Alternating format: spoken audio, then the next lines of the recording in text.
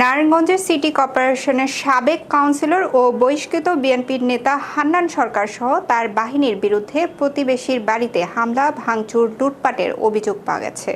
এই ঘটনায় হান্নান সরকারকে প্রধান আসামি করে বন্দর থানায় একটি লিখিত অভিযোগ দায়ের করেছেন বন্দর হাফিজিবাগ এলাকার মৃত মালিকের ছেলে, বন্দর থানার স্বেচ্ছাসেবক দলের সাবেক যুগ্ম আহ্বায়ক রনি। শনিবার 21 জুন বিকেলে বন্দর থানার তিনি লিখিত অভিযোগ দায়ের করেন। অভিযুক্ত অন্যান্যরা হলো সালেহনগরের মজিদ শিকদারের ছেলে বাবু শিকদার, চান মিয়ার ছেলে জুয়ারি বাবু, জলিল মুন্সির ছেলে মেহেদি, নায়েব আলীর ছেলে দুলাল, লালু বাবুর্চির ছেলে রহিম, চোর মুসা, ইমন, জাকির এর ছেলে সাগর, জুয়ারি বাবুর ছেলে রাকিন, রাতুল, চান মিয়ার ছেলে শ্যামল সহ আরও 10-12 জন অজ্ঞাত আসামি করা হয়েছে।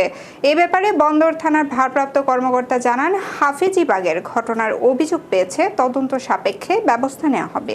হান্নান সরকারের নেতৃত্বে বাবু শিকদার, তারপর জুয়ারি বাবু, তারপর মুসা, চোর মুসা, তারপর এরা ইয়া লুটপাট মনে করেন ভাঙচুর, তারপর পুলিশ সামনে আসলো, পুলিশের থেকে আমরা অনেক চাইছি, হেল্প চাইছি, পুলিশরা কোনো আমগো হেল্প করে নেই।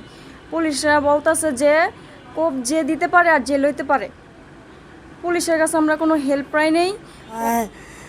আমরা ওন থেকে শোনার পর দেই পুলিশ ভরা, এখন কইতাছি যে ভাই একটু আমার বাড়িঘর ভাঙচুর করতেছে, আপনারা একটু যান, কিন্তু এরা আসে নাই।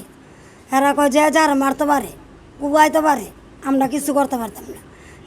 আমাকে হান্নান সরকার গতকালকে 4টা বাজে ফোন দিছে, দিয়া কইতেছে এই সেই আবল তাবল। ইব্রাহিমকে আলী ভাই, আমি তো ঢাকা, আপনি ঢাকা থাকতে আমি বন্ধ কী করবো? তো আপনি গ্যাঞ্জাম থামান, গ্যাঞ্জাম থাকামান, আপনি অন্যদিকে থেকে গ্যাঞ্জাম থামান। হ্যাঁ, গ্যাঞ্জাম চাঁদাবাজি বলতে ঠিক আছে, আমি চাঁদাবাজ না, আমি একটা ব্যবসা করে খাই। আমার ব্যবসার প্রতিষ্ঠানের বয়স 2016 সালের থেকে আজকে 2025 সাল। আমি 2016 সালের থেকে ব্যবসা করি। আমার ইতিহাসের ডিকশনারির ভিতরে ঠিক আছে, যদি কোনো চাঁদাবাজি একটা অংশ দেখাতে পারেন, আপনারা সর্বোচ্চ আমার শাস্তি যেভাবে হয় আপনারা সেই ব্যবস্থা নেবেন।